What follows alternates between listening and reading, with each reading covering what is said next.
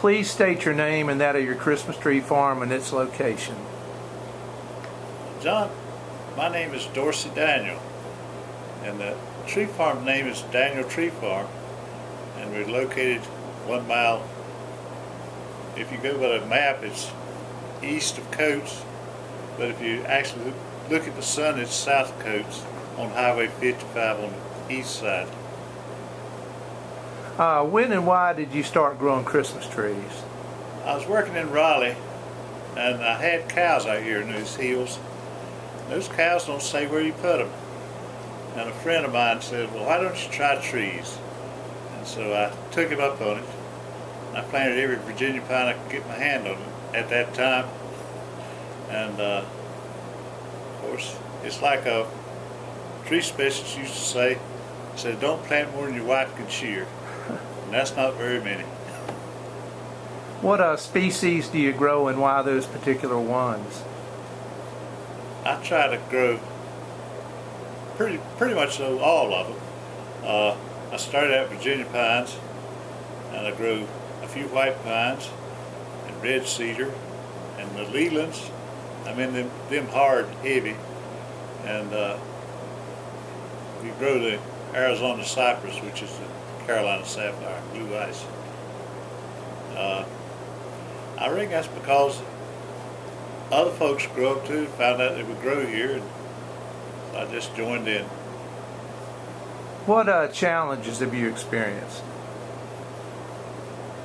Well, with Virginia pines, it was tip moths, and with Leland cypress, it's bagworms, and white pines, it's not knowing what to do, when to do, and how to do. There's plenty out there if you look for them. Did you get assistance in starting Dorsey, and if so, from whom? Well, when I started, this friend of mine up there at work was John Bentley. He helped me a lot. He grew Fraser fir in the mountains on the side, and well, yeah, John helped me a lot. What changes have you seen in growing trees and in the Christmas tree business through the years? There's a world of them, John. Changing species, but the way we grow them, I've not changed a whole lot over the years. I found out you got to fertilize the white pines, which I didn't do for years.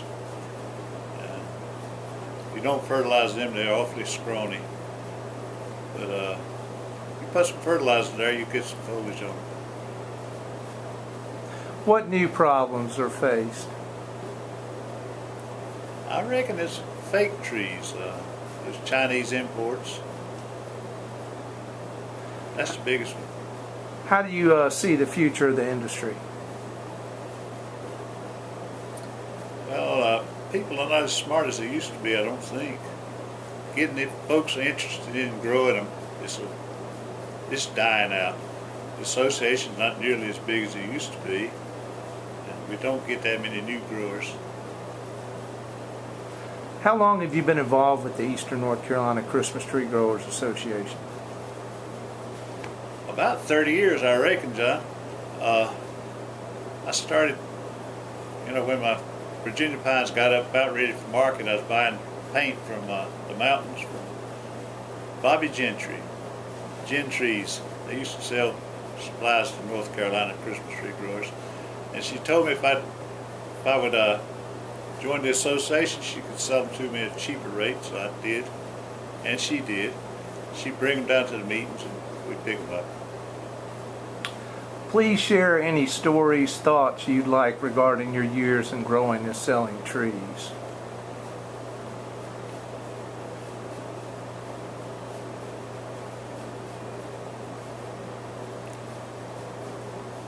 Now, John, that's a mean question. I don't really have any stories about growing trees. My daughter's taken over the farm now.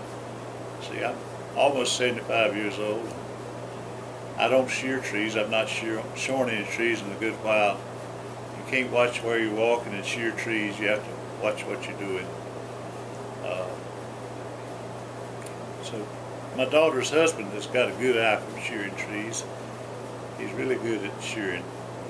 And that's not a story, is it?